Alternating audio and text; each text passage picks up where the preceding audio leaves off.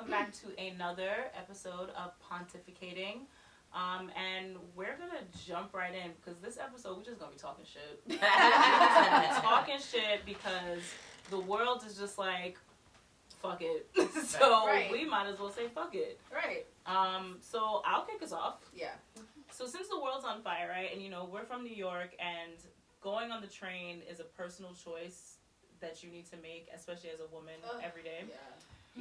It's like, do I budget for Ubers back and forth to work, or do I just pay this $275 and get on the train, just be armed with my mace and my knife and my taser? Right. It's a lot. Exactly. I don't have enough hands for that. I don't have enough hands for that. So I was, all of us, because we're around the same age, all of us was raised in the time of when, when you first started taking the train, all you had to do was, like, have your headphones in, but don't really play music to be aware. Yeah, now it's like, don't even put your headphones in. You gotta keep your head on a swivel at all times. Yeah. So last week, I was doing my due diligence. I don't sit on the train anymore because I'm only on the train for, like, 20 minutes. Mm-hmm. So I don't sit on the train. My back is always either to the door or I'm standing, like, right in the middle of the train. I'm on the train, and this man comes, if I'm using Ty's terms, unhoused. So he's pacing the cart, and I'm just like, all right. And he's just walking back up and down the cart. And then he comes back to my side of the cart, and then, like, I'm here holding onto the pole that's, like, when the door's open, like, you're right, there's a pole right there. Mm-hmm. I'm holding on to the pole. My son stands right here, and I'm just like, all right. I was like, all right, I'm just going to keep, like when you're just looking past someone, I'm going to keep looking past you. I'm not going to look at you, but I see you. And he walks, and he comes back again and stands right there. And I was just like, fuck. Okay. And I had one more stop, and then it's my stop. So the stop comes, and he goes, like, to another door, and I'm standing by the door. I was like, do I get off the train? Right. I was like, so he gets off the train, and then there's mad people who gets off at my stop. So I was like, all right, fine, I'm good. Getting off, and I'm at the top of the stairs. He's at the bottom of the stairs, and he turns around, and I was like, fuck. Damn, that's crazy. Nah, that's crazy. That's not. So I was like, all right. I was like, you know what? Because in my heart of hearts, I was like, cry now. I was like, I'm not gonna cry. You're not gonna see me cry, goddamn. Right. And so again, there's mad people in between us. So he's walking, and so I get out the train. I get out the turnstile, and as I get out this turnstile, he's right there, and I was like, fuck. Okay.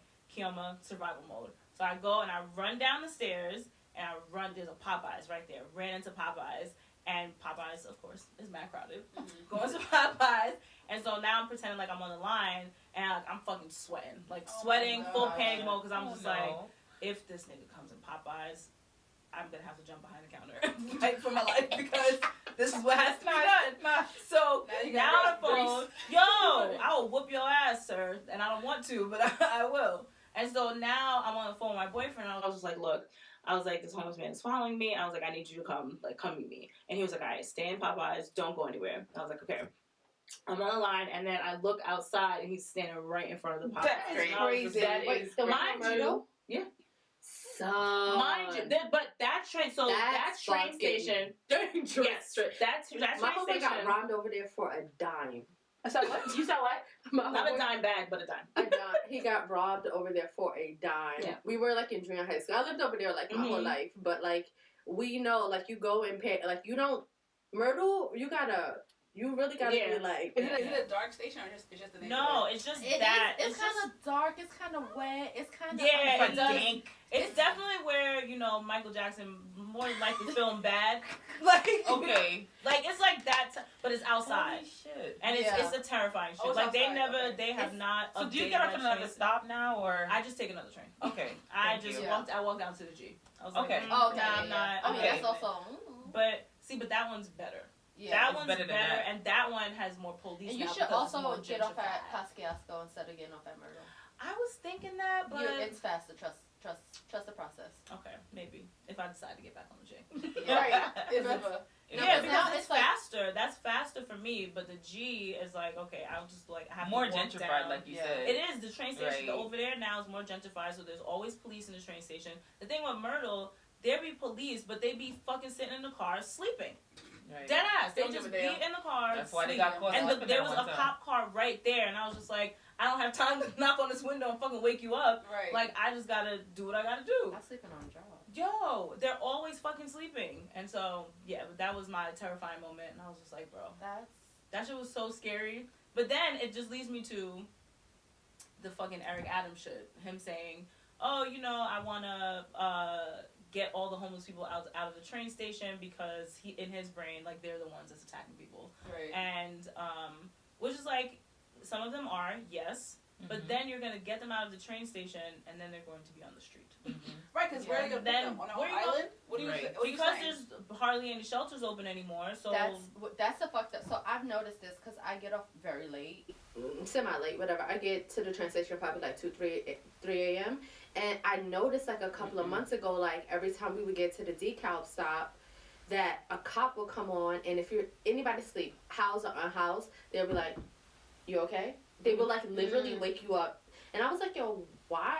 And I always thought it was so strange, and I was like always afraid for the person. I was like, this is like too much for a 3 a.m. encounter. Like I'm thinking you're about to shoot somebody. Like, babe, it's giving too much. And then my manager was like, yeah, they're trying to get the homeless people off the train. I was like, that's wild. Leave them alone. But I will tell you this. I've noticed that there are way more homeless people on the train, and they are comfortable. And I'm not. It's just an observation. I'm not saying yeah or nay to it, but like the amount of like sheets that I see, because like last night I was exhausted. I was mad that I was taking the train, but I was like, bitch, you poor. And it was like one car that had like a bunch of unhoused people there, and I was like, I'm not gonna hold you. I was so tired, and I was like, yo, those sheets look mess. That's what I was just about to say. Like, were you tempted? I'm not. To... They were clean sheets. They were white, so it wasn't even like dirty. So I'm like this isn't like the way they paint homeless people to be, or like unhoused people is like, oh, they're on drugs or they have some mental disorder. It's like, no. The real estate market is up 300 to 400%. It sure is. And you are being priced out of a place to live on a land that you fucking stole. Yeah. But like, I digress. And people have nowhere else to fucking go. Yeah, I was so as I mentioned before, I work with people who are want to be evicted or evicted, basically. And so I see rents all day, every day, how much you pay for rents. And I'm like, if I didn't have my apartment, I'd be homeless. Yeah. Like, I cannot afford unhoused, right? Yeah. I can't afford some of the rents that I'm submitting to get paid. Like, they're astronomical. And it's like, people have decent jobs. I mean, I have a BA. I had to have a BA to have my job. Right. I had to take a test, like pass computer skills, written skills. And if I didn't have my apartment because it's like, so, you know, family owned, whatever, I'd be homeless. And it's like, what is the plan for people who are working hard? They're going to be homeless too. It's like, where are they going to go? And so the answer is not, like, move them. It's make housing as affordable. Right. Because these lottery apartments are so... Not affordable. They're not affordable. They're so make-believe. And it's very invasive. Like, whatever. My yes, sister it is texted me. It is invasive. She texted me because, like, she had whatever. It was a terrible job. She barely got paid. But she was like, yeah, she put in for a lotto. And she was like, she showed me all the information they wanted. And I almost wanted to text her back, babe, it's not worth it. Yeah, it's not. But I get it, because, like, you want to have a standard of living for yourself. Like, right now, what I know now, I would not live in my apartment. Because I'm like, I deserve so much. But I was upset when I was looking for an apartment, even back then, and rent was up. And I was like, this apartment is literally only worth $800 a month. But, like, sure, $1,300, let's play this game. Right. But, like, it's just... They make it so hard to live. They do. They do.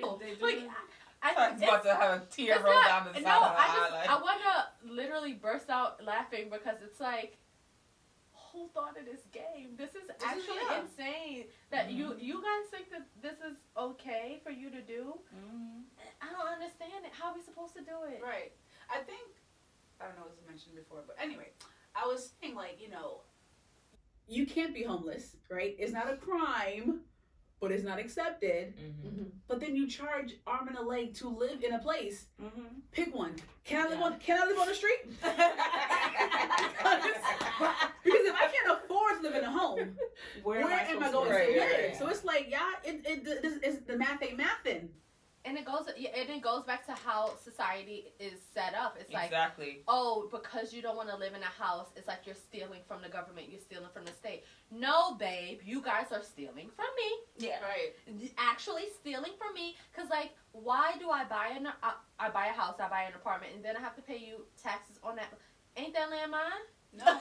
No. Not at all. Who It's that land not. belong to? Because who did I pay all this money for? I didn't pay for the house. Don't forget I paid interest. for the land. Right. Don't forget Right. interest. So why do I have to pay taxes on the land? Right. Now, I don't mind, and this is probably a very, like, unorthodox thought. I don't mind paying taxes if it's going towards something. Yeah. I totally recognize that even with me being absolutely baseless poor, that there's somebody else who will need it. And if it's like the taxes is going towards that type of shit, I literally have no problem paying for it in a collective community. I mean, you know, but it's just like, it's true. I do believe in community help, and like everybody is not on the same level. So if it's like, if it's going towards something, but I don't want to pay my money to pay Mitch McConnell. Like, I don't give a fuck about him. Right. Where's his community? Right. Like, let your community take care of you, and let me take care of mine. You know what I'm saying? Yeah. So no. And I think it's like, I think government officials in general, they just have just like an extremely, I forget like the word that I'm looking for, but they just don't understand like the reality of situations. Like, and it's not surprising. Well, yes, but it's not surprising, but it was kind of like jarring, like how quickly it happened, because this was the first mayoral election that I didn't vote, because I was like, I don't want either of you, so I'm not doing it. Because they made it a multiple choice question. Yeah, but I was like, I'm not fucking doing it. I'm not doing this. I'm not doing this with you. It was a BuzzFeed. Yeah. Like, this or that. That's how there was no way that if anyone asked me that I would have to say with my whole chest that I voted for Eric Adams. I'm not doing it. Sorry. Mm-hmm. And then it's just like, you went from, okay, you are black, whatever, so you say. Right. But then we go from that to, I'm kicking homeless people out of the train station, but I'm going to be sending social workers there to talk to them, and hopefully that could become a solution. What? You gonna talk to them and send them where? Exactly. To the largest I really Chinatown jail? don't know where. I would love to know. No, love they're to gonna know send them to the largest Chinatown jail so they can use them to Exactly. fucking as workers to make money, because it all goes back to slavery and them needing fucking unpaid workers. But then the thing is with this is like a lot of homeless people, a lot of unhoused people, especially in New York, a lot of them are veterans. So it's like, what are you doing for your so-called countrymen, your patriots? Like, you don't do anything for these people. They come back. You have a veterans association. I mean, the veterans thing is a joke. Like, where these veterans have to go to get treatment and all. It's a joke. It's a joke. They don't care about. My mother works with the vets, and I mean, not that I thank you for your services. I'm so tired of hearing about the vets, because that's all she talks about. But I get the passion, because it's like, these people actually need fucking help. Right. We have systems in place to help them, and you guys are fighting us at every fucking corner. Yeah. But now, when y'all need somebody to go suit up and go over there, you're gonna call them and square up with Putin and them. Right. Now you're gonna call them like, oh, your country, fight for your country. Don't let the president go. Yeah. Not Biden. Oh, Biden. Listen, let's not with Biden. He can't. But then I feel like Let us with I need my student loans forget. Like, nigga, you gonna do that now or later? Like, Please. now. like y'all, I know with we not even gonna talk about Eric Adams or whatever. I remember there's two sides to the homelessness thing, because it's like, yes, you have the veterans. Yes, there's also a lot of transients who are homeless as well, and they might not be from New York. They might be from, I don't know, Chicago, LA, wherever. And even if you do try to like set up something better for them, a lot of people, they don't want to go through that system, because a lot of them are felons. They're, you know what I'm saying, those are the ones that mental illness aside, attack people, or you know what I'm saying. There's a lot of rapists. Yeah. There's a lot of stuff that cannot go into the system. Mm-hmm. So it's like I don't know where or how we're gonna fix this homelessness problem, because how do you differentiate from, okay, you're a veteran, you're fighting for your country, and you raped 60 women, and you're underrun. It's you know also what I'm saying? unsafe for people. Like, I had a client, my favorite client, but anyway, he was like a petite young man, and he was like 18 or whatever. And he had the problem. His brother was in jail. Right. So him being in jail, someone messed his apartment situation up. I can't remember what the details are now. But I was like, he was homeless. I'm like, I can go to a shelter, and he's like, no, they're going to like R word me. Aww. And I was like, you're right. I said, you're right. I went to my little pantry, got him some snacks. I said, come back tomorrow. We're going to go now. I think he stayed on the train. And I was like, you're right. Like, you're a very small person. You're going to go to a men's shelter. It's not safe. They don't care what happens to men in men's shelters. Right. And he said, he'd rather be on the street than go to a men's shelter. So it's just like, shelters are not the answer, because they don't. Not. And they're also invasive. Very and invasive. they're not run properly. You don't put people there that know what the fuck they do or give a fuck.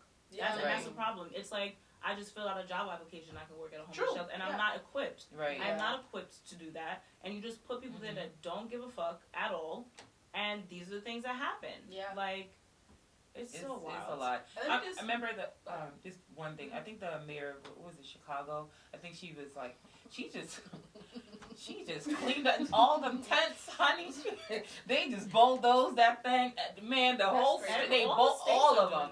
Like, and I think she's saying that they're building like pods. I know California built a city. They turned like a really large parking lot, if you will. I think they just bulldozed that shit. They bulldozed it all.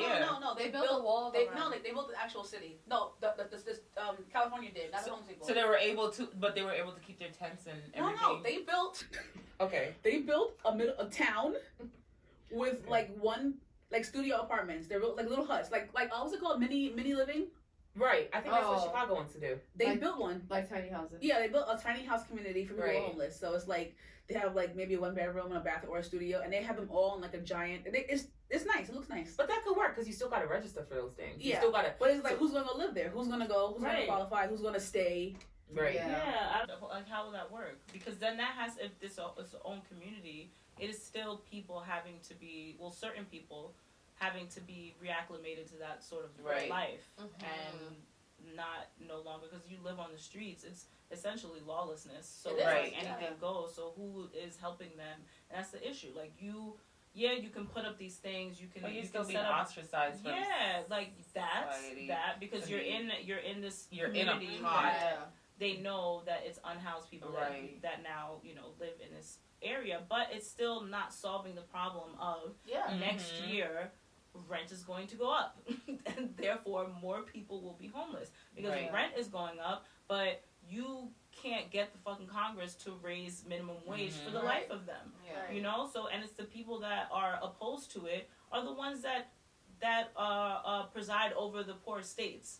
So it's like, what there's no solution, because the people in power are just all greedy, and they just don't give a shit. And we're paying for that with our tax dollars.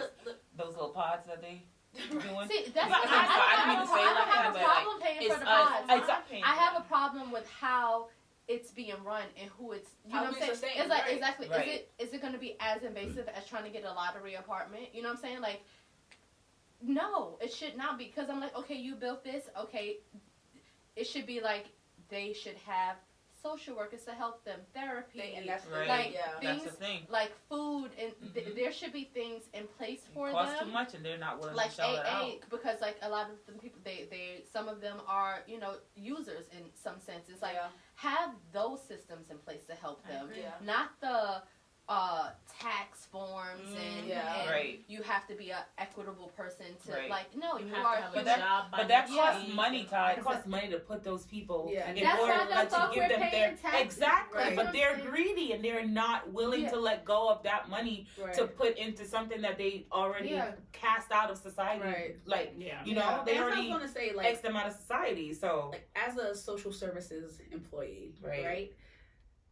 I fight every day not to be jaded, but you do become jaded and you do become resentful of people you're trying to help, because it seems like they're getting help.